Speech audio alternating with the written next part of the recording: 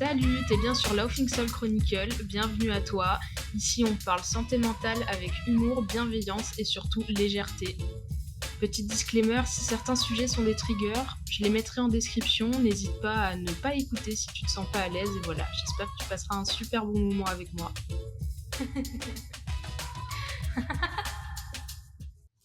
Salut à toi, salut à tous et bienvenue dans un nouvel épisode bonus de Laughing Soul Chronicle. Je suis hyper contente de vous retrouver aujourd'hui pour un petit projet que j'avais en tête depuis un moment. Projet que j'ai voulu mettre en place après un rendez-vous avec mon psy. Au nombre d'idées que mon psy me donne indépendamment de lui-même, si un jour vraiment je finis par être rémunérée grâce à ce podcast, il faudra que je reverse des dividendes en fait parce que vraiment, en fait, on en parlait, donc à un de mes derniers rendez-vous avec mon psy sur l'idée que peut-être, j'en disais pas assez aux gens. Alors que moi, au final, j'ai quand même toujours eu l'impression de monopoliser la conversation, d'en dire trop sur moi et de parler que de moi. Je crois que de mémoire, ça a un nom. On m'a souvent parlé du syndrome de l'imposteur. Donc je sais qu'aujourd'hui, le syndrome de l'imposteur, on pense surtout à des créateurs de contenu ou des gens hyper célèbres qui se reconnaissent pas assez légitimes dans leur pratique ou dans leur profession. Le syndrome de l'imposteur, possiblement, c'est ça, l'impression qu'on en dit trop alors qu'en fait, on en dit clairement pas assez. Donc l'idée, au vu du titre de ce podcast, le guide du voyageur intergoénatique, d'ailleurs celui ou celle qui a la référence et qui m'écrit en premier aura le droit à un cadeau. Signifie qu'en fait, on va faire un petit voyage aujourd'hui, assez inédit dans ma tête. Au vu de tout ce que j'ai expliqué à mon psy et de tout ce qu'on s'est dit, je suis peut-être pas le genre de personne à tant me confier que ça et j'ai fini par me rendre compte que finalement les gens qui m'entourent, que ce soit des amis de longue date comme des amis, depuis peu, ne me connaissent pas assez. Donc l'idée, c'est de vous emmener dans ma tête et de vous faire un peu visiter. Par contre, essuyez-vous les pieds avant de rentrer s'il vous plaît parce que c'est propre à l'intérieur. Je m'appelle Gwen, c'est un diminutif. Ce n'est pas mon vrai prénom. Mon vrai prénom, je ne le dis jamais. Et d'ailleurs, ça pose des moments assez drôles dans la vie de potes qui découvrent des mois après que mon vrai prénom, c'est Gwenaëlle. Donc, je m'appelle Gwenaëlle. Je vais avoir 27 ans la semaine prochaine. Je préfère qu'on m'appelle Gwen. J'aime pas qu'on m'appelle Gwenaëlle. C'est comme ça. Je préfère Gwen. Mes surnoms, c'est du coup Gwen, Gwenny, Gwendo, Gwenou, Gwenouille, tout un tas de dérivés de Gwen, Crapaud, mais ça c'est réservé à l'élite, mon papa. Donc voilà, je suis née dans le sud-ouest. J'ai grandi sur le bassin d'Arcachon. Du coup, je vais pas dire que quelque chose est très bon, je vais dire que c'est gavé bon, je vais dire que c'est tarpin bon. Ensuite, j'ai emménagé en 2004, je crois, dans les... Alors si je dis dans les Vosges, je vais me faire taper dessus, en Haute-Saône. Et du coup, j'y ai vécu jusqu'à que je parte de chez mon père à mes 18 ans. Alors oui, j'ai peut-être pas prévenu, mais du coup, toutes les infos que je vais vous donner seront peut-être pas forcément dans l'ordre de ma vie en général. C'est plus des choses auxquelles je pense à l'instant T parce que j'ai pas écrit ce podcast en fait. J'avais vraiment envie de me laisser transporter par ce voyage dans mes souvenirs aussi, parce que oui, c'est aussi un voyage pour moi. J'ai eu 2 animaux dans ma vie, un chien qui s'appelait Choupette, que j'adorais de tout mon cœur et qui est morte parce que, voilà, les chiens, ça malheureusement, ça ne vit pas très longtemps. Elle aura quand même vécu 17 ans, si je me trompe pas et du coup, j'ai grandi avec, ce chien et du coup, j'ai aussi eu un chat, enfin plutôt celui de mon père, on va dire, qui aujourd'hui va très bien, même si elle est un peu grosse, faudrait qu'elle fasse un régime, mais bon, visiblement, mon père continue de lui donner des petites friandises. Je suis tombée amoureuse 3 fois dans ma vie, que je suis une grande, fervente, de la théorie des 3 amours. Donc la théorie des 3 amours, en fait, c'est l'idée d'être tombé, amoureux 3 fois dans sa vie, donc ça s'applique pas à tout le monde et c'est pas non plus une théorie irréfutable, mais la 1re chose, il y a le fait de tomber amoureux de manière idéaliste, tomber amoureux par nécessité et ensuite tomber amoureux de façon inattendue. Donc au lycée, je suis tombée amoureuse de manière idéaliste, mais alors là, idéaliste à crever parce qu'au final, je pense que c'était plus un amour toxique et surtout qui allait que dans un sens, mais qui m'a fait grandir quand même, donc il faut pas jeter ça non plus. Ensuite, tomber amoureuse par nécessité, ça je l'appelle pas ça comme ça moi. C'est le fait de vouloir avoir quelqu'un en fait très rapidement dans ta vie parce que tu te sens seule tout simplement, donc ça c'était aussi au lycée. Je suis sortie avec une fille pendant presque 1 an je crois, mais en vrai elle me plaisait vraiment, donc celle-là, je sais pas trop. Moi, je vois ça plutôt comme, le fait de tomber amoureux et de comprendre un peu ce que tu cherches dans une relation. Au final, le tomber amoureux de façon inattendue, c'est arrivé en 2017 quand j'ai rencontré mon copain sur Tinder. Alors ça, c'était un peu un truc avec ma meilleure amie. Elle m'a dit: «Installe Tinder parce que, c'est dommage que tu sois toute seule, ça pourrait être sympa que tu trouves quelqu'un» et au final, j'ai matché, on a appris à se connaître et voilà, aujourd'hui, ça fait 7 ans qu'on est ensemble et 7 ans que je sais enfin ce qu'est le vrai amour, celui qui est pur, celui qui n'est pas toxique, celui où on s'amuse et celui où on communique, on s'aime, enfin vraiment, de ce côté-là, tout va très bien. Au niveau amitié, j'ai longtemps été le genre de personne à vouloir être très populaire, mais je pense que ça, quand on est au collège, au lycée, on est tous un peu, trempés, dans cette encre-là. J'avais pas beaucoup d'amis au début. Après, j'ai perdu du poids et j'ai eu plein d'amis. Donc, vous comprenez un peu pourquoi aujourd'hui, au niveau amitié, pour moi, c'est compliqué. J'avais beaucoup pour habitude, de mettre un peu les gens sur des piédestaux, en fait. Je suis quelqu'un, enfin, j'étais quelqu'un plutôt, parce qu'aujourd'hui, je pense pas être encore comme ça. Donc, c'est vraiment une manière assez toxique de voir l'amitié, mais j'avais tendance à énormément idéaliser, en fait, quand j'étais amie avec quelqu'un. Je pense que ça venait surtout du fait que, bah, j'avais l'impression de vivre que si les gens me regardaient ou me donnaient de l'attention. Pendant un long moment, je me suis énormément entourée, mais pas forcément de très bonnes personnes. Si je me revois des années en arrière, j'aurais pu dire que toutes les personnes, avec qui j'étais, auraient été là pour le reste de ma vie et au final, aujourd'hui, il doit même pas en rester un quart. Donc voilà, au début, l'amitié pour moi, c'est quelque chose d'assez compliqué.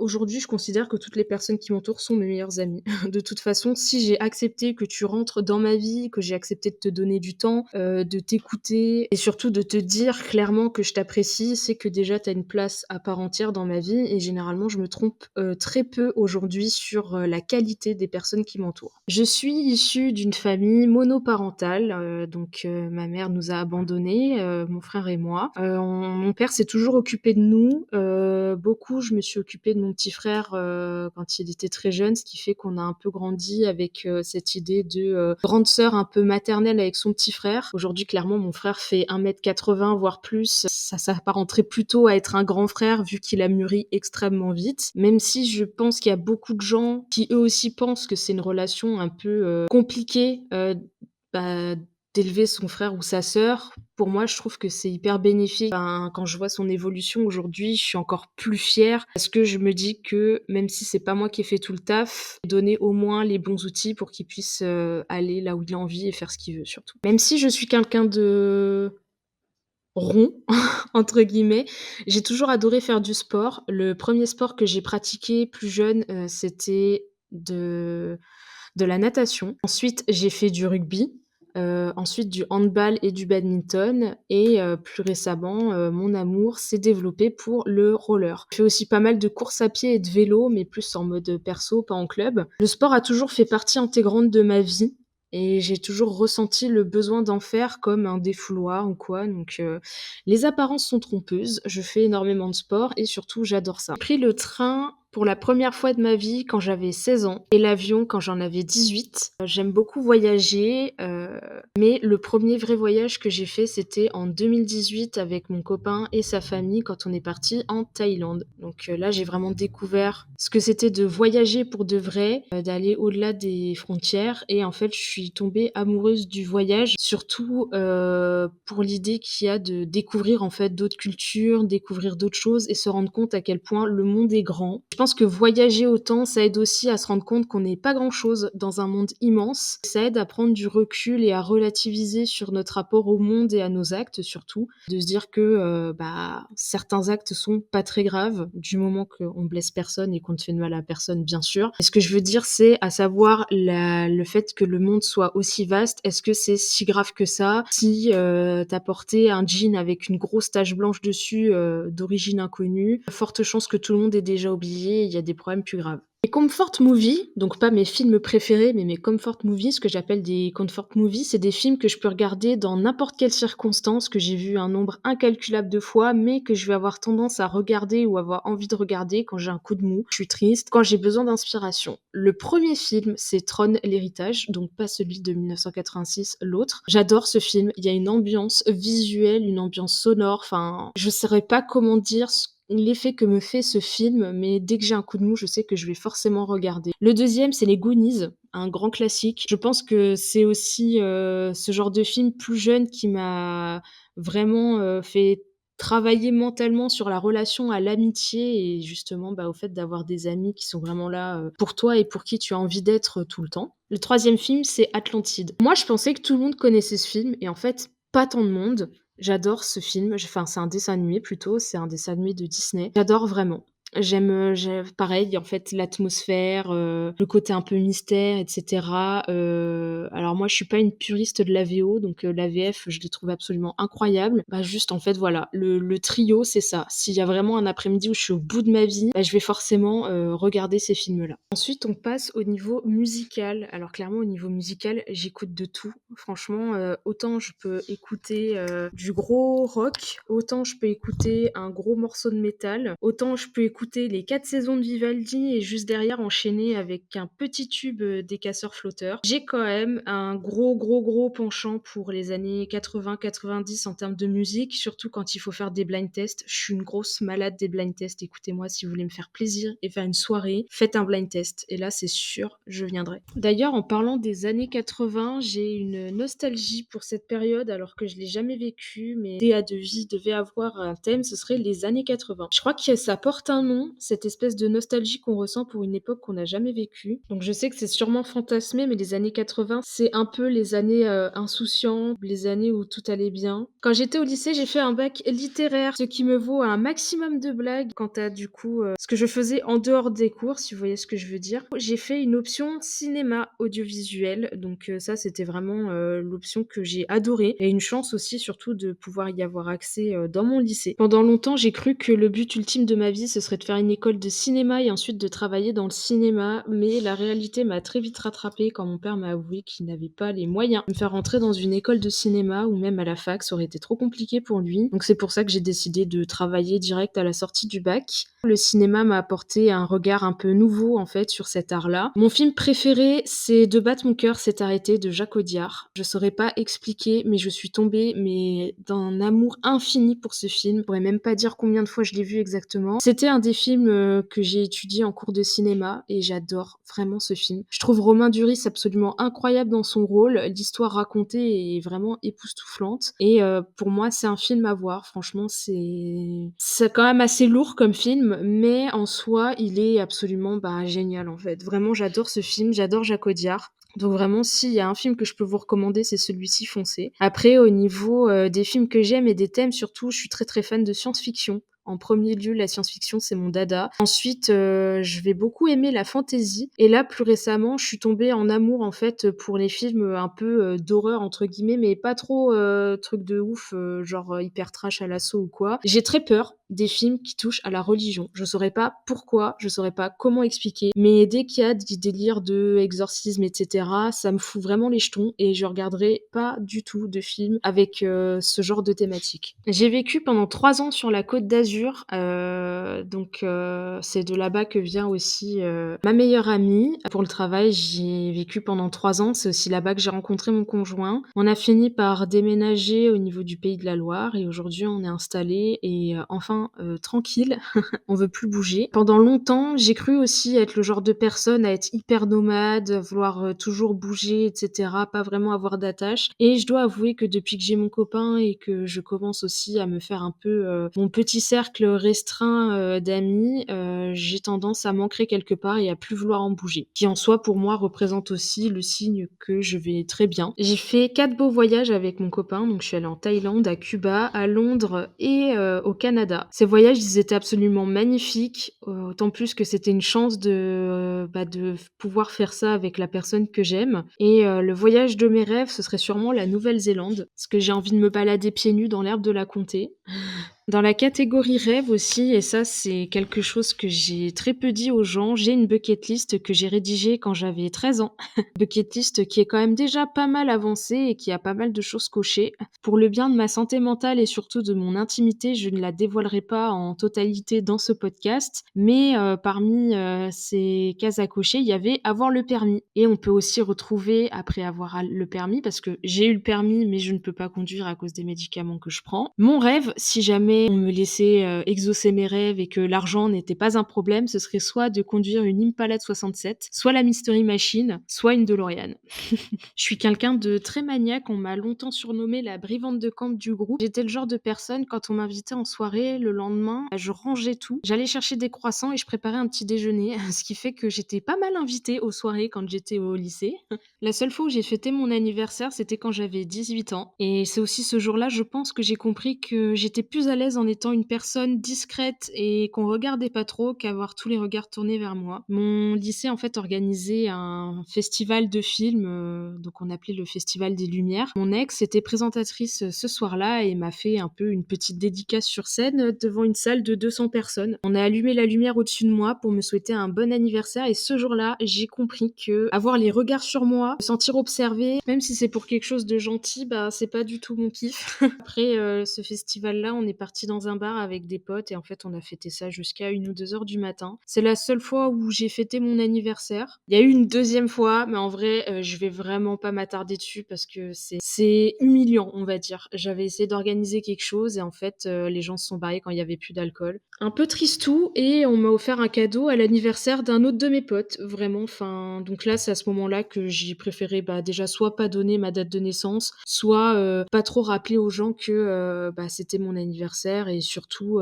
bah, maintenant je le fête soit avec mon copain, soit avec ma meilleure amie. Donc là, pour cette année, on va pouvoir le refêter ensemble, donc ça, je suis contente. Putain, je me ça fait triste un peu, mais franchement, je trouve, enfin, c'est OK, je pense que j'ai plus kiffé organiser des anniversaires surprises à des potes que l'idée qu'on m'en organise un à moi, en fait. Et je pense que tout ça, ça a vraiment à voir avec le côté, être au centre de l'attention ou quoi. Enfin, je peux pas être le genre de personne, à dire, «Je suis trop bien pour ça», mais je pense que ça dépend de qui tu entouré et clairement, à cette époque-là, si on m'en avait fait un, je l'aurais pas bien vécu, du coup.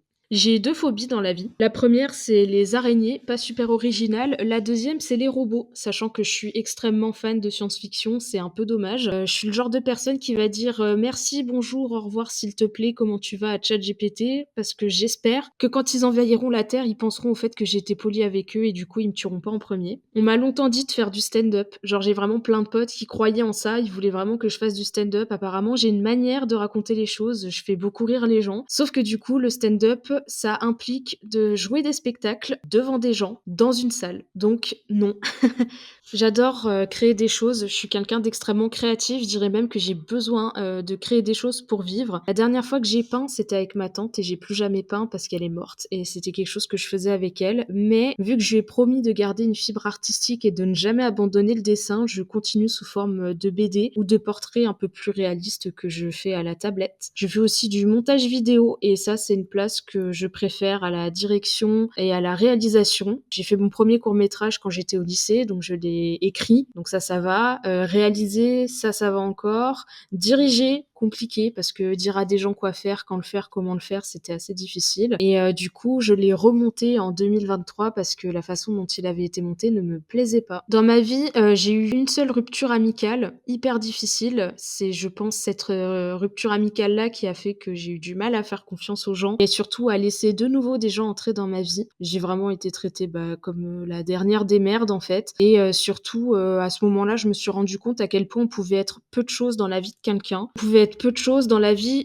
d'une personne qui ne voit les gens en fait que, s'ils lui apportent quelque chose ou pas. Après, je pense peut-être que depuis le départ, cette personne n'était pas vraiment une amie, mais était plus peut-être intéressée par ce que je pouvais lui apporter. Donc c'est pour ça qu'après, j'ai fait vraiment très attention à qui je laissais rentrer dans ma vie et qu'aujourd'hui, je préfère privilégier la qualité à la quantité. Je parle pas beaucoup, de ma culture, mais sache que si je te vois mettre du beurre doux sur tes tartines, tu vas savoir d'où je viens. Et je ne dis pas pain au chocolat, je dis chocolatine. Je crois en énormément de choses dans la vie, des choses, plus spirituelles, que terre à terre, mais je crois aussi, au fait que la Terre est ronde, aux recherches de Galilée, à la poussée d'Archimède et autres théorèmes, scientifiques qui régissent un peu les lois de la physique. En fait, je pense que ce qui me plaît plus dans l'idée de croire à certaines choses, qu'elles soient spirituelles ou plus terre à terre, c'est l'idée en fait de croire à quelque chose et que les choses sont là ou existent pour une bonne raison. J'ai fait pleurer beaucoup de gens en écrivant certains témoignages de mon blog, Projet Afterlife. Ce que les gens savent pas, c'est c'est qu'après avoir écrit les témoignages de Simon et de Pierre, j'ai pleuré pendant 2 jours. Désolée Simon si tu savais pas, mais ton témoignage m'a vraiment fait chialer.